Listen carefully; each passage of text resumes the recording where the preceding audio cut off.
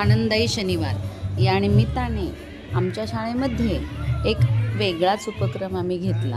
त्या उपक्रमामध्ये विद्यार्थ्यांना त्यांची एकाग्रता वाढविण्यासाठी मनोरंजनात्मक खेळातून ही एकाग्रता वाढविण्याचा प्रयत्न केला आणि त्यासाठी वर्गातील सर्वच मुलांना नाक आणि ओठ यांच्यामध्ये पेन्सिल धरून ती पेन्सिल ठेवलेल्या बॉटलमध्ये टाकण्यास सांगितले। अगदी गमतीशीर पद्धतीने विद्यार्थ्यांनी हा खेळ एन्जॉय केला।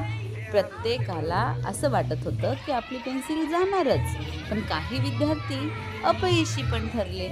परंतु यश किंवा अपयश हे स्वीकारणे हे सुद्धा यातून आमचे विद्यार्थी शिकले। मग दुसऱ्या विद्यार्थ्यांना डिस्टर्ब करावे याकरिता काही आवाज काढणे, मध्येच गोंधळ करणे, हसवणे अशा पण कृती मुलांनी केल्या।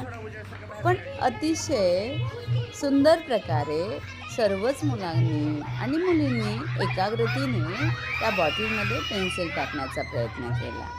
खरोखर शाळेमध्ये ज्यावेळेस विद्यार्थी येतात ना, विद्यार्थ्यांना अशा नवनवीन खेळांनी आपण कामात बदल केला तर पुन्हा त्यांच्या आवडीच्या कामात म्हणजेच अभ्यासाच्या कामात सुद्धा मन रमतं।